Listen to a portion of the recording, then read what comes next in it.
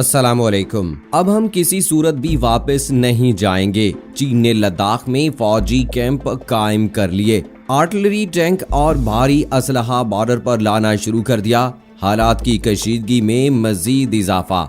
लद्दाख भारत के हाथ से निकलने लगा। चीन ने वापस जाने से इनकार कर दिया। लाइन ऑफ कंट्रोल से 8 किलोमीटर अंदर तक चीन ने अपना कैंप कायम कर दिया है, जबकि चीन ने वापस जाने से इनकार करते हुए मौक़िफ़ इख्तियार किया है कि ये जगह भारत की नहीं है। चीनी अफवाज इन मकामात पर फौजी जमीन दोज बंकर्स भी बना रही है। वादी गुलवान के अतराफ में चीनी फौजियों के 8 खेमे देखे गए। गुलवान की वादी में ऊंची जगह पर मौजूद जराए ने इत्तला देते हुए इंडियन एक्सप्रेस को बताया कि सैटेलाइट की तस्वीर के तफसीली तजज़िये में दिखाया गया है कि चीनी तरफ तो वादी तोपखाने और मैकेनाइज्ड अनासर के वसी पैमाने पर तैनाती की गई है। मसनूई सयारे की तस्वीर में इन्फेंट्री जंगी गाड़ियों के मुरक्कब के साथ कम अज कम 16 टैंकों की मौजूदगी भी जाहिर होती है। इसके साथ साथ फ्लैट बेड ट्रक, खुदाई करने वाली मशीनें और डंपर ट्रक की भी निशानदही की गई है। जराए का कहना है कि ऐसा लगता है कि ये इलाके में मुस्तकिल दिफा की तैयारी कर रहे हैं। जराए ने बताया कि बंकर, ग्राउंड और मशीन गन से नकल मकानी करने वाले दस्ते भी देखे जा सकते हैं, जो ये भी जाहिर कर सकते हैं कि चीनी हिंदुस्तान की जानिब से किसी जारहियत की तवक्को कर रहे हैं और इसके लिए उन्होंने दिफाई पोजीशनें भी बना रखी हैं। जराए का कहना है कि मुनासिब जवाबी तैनाती LAC के हिंदुस्तान की जानिब से भी किसी भी तरह की जारहियत का जवाब करने के लिए की गई है। दी इंडियन एक्सप्रेस की इत्तला दी गई है कि चीनी फौजी मशकें लद्दाख में कुछ मकामात पर LAC को अबूर करके पेंगुइन तेस इलाके और हॉट स्प्रिंग सेक्टर में 3 अलहदा मकामात पर हिंदुस्तानी हदूद में दाखिल हो गईं।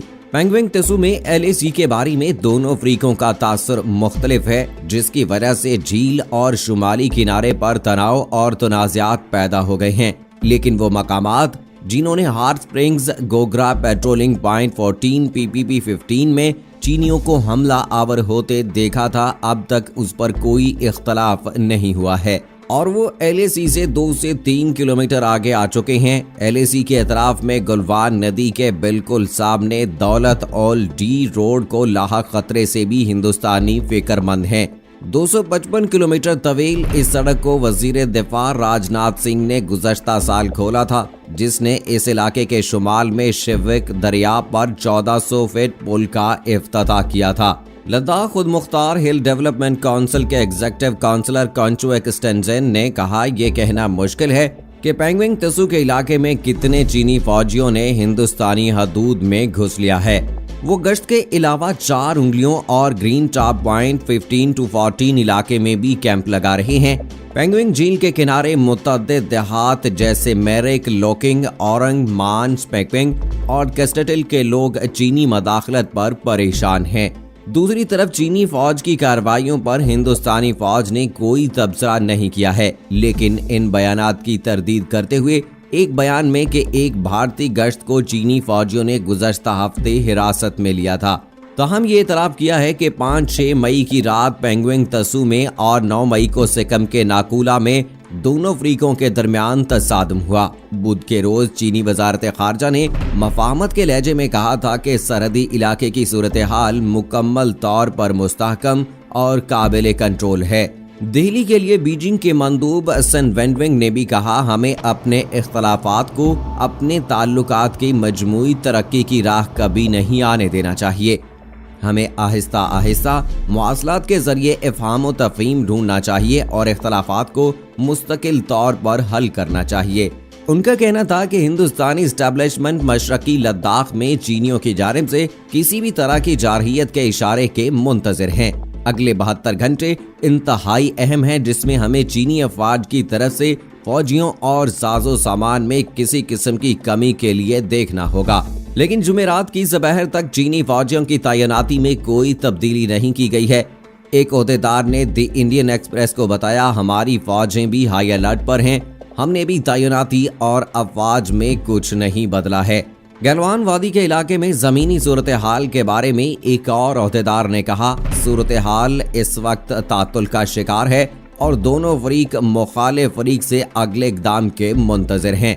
सिफारती डाइनिंग रूम्स में नया नक्शा खींचकर भारत चीन सरहदी तनाज़ा हल किया जा सकता है। चीनी फौज की तरफ से किसी भी तरह की जारहियत का मुकाबला हिंदुस्तानी फौजियों की जानिब से भी जारहियत के साथ किया जाएगा और नई दिल्ली मशरकी लद्दाख में बुनियादी ढांचे की तरक्की को जारी रखेगी, जहां 3 हफ्तों से ज्यादा अरसे से हिंदुस्तानी और चीनी फौजी आमने सामने हैं। जुमेरात को कौमी सलामती के मुशावरती बोर्ड के मेंबर जनरल SL नरसिम्हन ने इस बात की तस्दीक की है कि पिछले हफ्ते से बहुत पहले बातचीत शुरू हुई थी। नरसिम्हन ने दी इंडियन एक्सप्रेस को यह भी बताया कि 2017 के डोकलाम स्टैंड ऑफ के मुकाबले में चीनी फ्रीक इस बार ज्यादा मुतहर्रिक दिखाई देते हैं। नरसिम्हन जो 2002 से 2005 के दरमियान चीन से भारत की दिफाई अटैच थे, उन्होंने कहा कि मौजूदा बहरान का महरक ये है कि हमारे पास इत्तफाक राय नहीं है। उन्होंने कहा कि मौसम गर्मा में गश्त का मौसम होता है, लिहाजा जब गश्त बढ़ता है तो हमेशा आई टू आई सिचुएशन का सामना रहता है। उन्होंने कहा कि दोनों अतराफ से आइंदा भी आमने सामने रहने के इम्कानात ज्यादा हैं। उन्होंने 1986 में अरुणाचल में वादी समरंग में आमने सामने और 2013 के मशरकी लद्दाख में वादी दबसंग के वाक़े का जिक्र किया था। उन्होंने कहा कि दोनों वाक़यात में तनाज़े का हल एक तवील अरसे के बाद हुआ था, जबकि डोकलाम 70 दिन से ज्यादा के बाद हल किया गया था। उन्होंने ये भी कहा कि अगरचे हमें पूरी तरह यकीन है कि हम अपनी इलाकाई सालमियत और खुद मुख्तारी का दिफा करेंगे, लेकिन हम सरहद के साथ अमन व आश्ती की भी तलाश कर रहे हैं और इसकी तरफ काम करेंगे। दोस्तों, गेलान वैली 1962 में भी थिएटर ऑफ वार थी। नई दिल्ली ने बॉर्डर मैनेजमेंट के बारे में कुछ सबक सीखने के बाद सरहदी सड़कों को मजबूत बनाने और वहां के मयार जिंदगी को बेहतर बनाने का फैसला किया था, लेकिन काम की रफ्तार आहिस्ता और सख्त थी।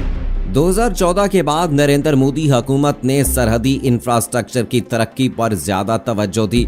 दरिया गेवक दौलत बेग ओल्डी रोड जो लिया को कराकरम पास से मिलाती है और दरियाए गलवान के साथ चलती है, गुज़श्ता साल मुकम्मल हुई थी। चीनियों को एक दहाई से इस काम का इल्म था, लेकिन इसकी तामीर के 18 सालों के दौरान तक चीन का इस काम को रोकने की कोशिश करने का कोई रिकॉर्ड नहीं है। इसकी तामीर पर बहुत कम एहतजाज किया गया है, लिहाजा बीजिंग की अचानक इश्तियाल अंगेजी की ये वाहिद वजह नहीं हो सकती है। बहरहाल मौजूदा तनाज़े का इलाकाई नई दिल्ली और बीजिंग दोनों के लिए इंतहाई स्ट्रेटेजिक अहमियत का हामिल है और इसी वजह से दस्तों की तश्कील में इजाफा हो सकता है और आई बॉल टू आई वाली सूरत हाल मजीद तूल पकड़ सकती है। 1947 और 1950 तक चीन के साथ कोई सरहद नहीं थी। ये वो वक्त था जब चीन ने तिब्बत का इल्हाक कर लिया था, जो दोनों तहजीबों के माबैन एक सियासी सफर समझा जाता था। इसके बाद से अब तक भारत और चीन के 3488 किलोमीटर तवील सरहद मुतनाज़ा है। तिब्बत और इसके बाद बरतानवी हिंद के माबैन हदूद को वाज़े करने के लिए मकमाहून लाइन 1914 में खींची गई थी।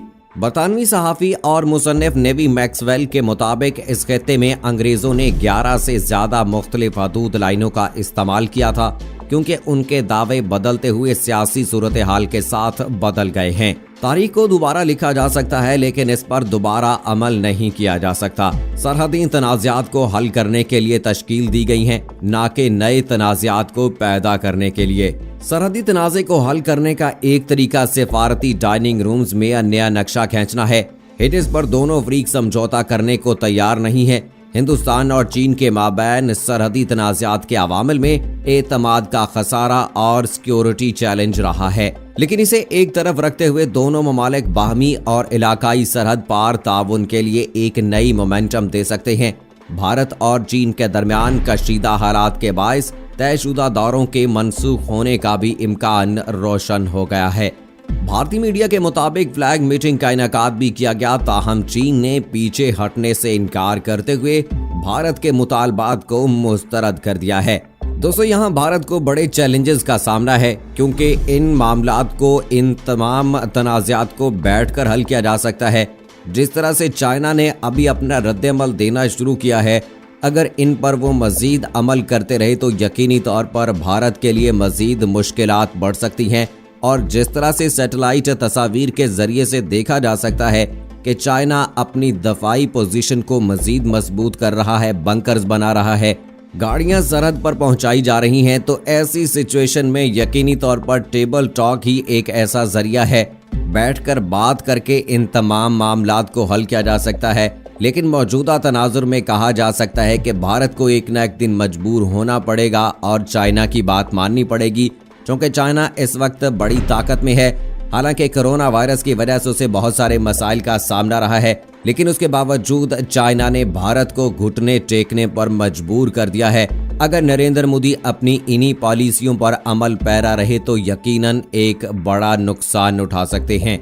तो दोस्तों, क्या नरेंद्र मोदी अब बैठकर बात करने पर रजामंद हो जाएंगे और इन सारे मामलात को डिस्कस करने के लिए चाइना के साथ रेडी रहेंगे, या फिर कहा जा सकता है कि भारत और चाइना के दरमियान आइंदा आने वाले कुछ दिनों के अंदर महदूद पैमाने पर जंग छिड़ने जा रही है? इस हवाले से दोस्तों आपकी क्या राय है कि क्या इंडिया बात करने पर मजबूर हो जाएगा और या फिर इंडिया भी मुकाबला करने के लिए तैयार होगा? इस हवाले से आपकी क्या राय है कमेंट बॉक्स में हमें जरूर बताइएगा और मुझे अगली वीडियो तक इजाजत दीजिए। फी अमानिल्लाह।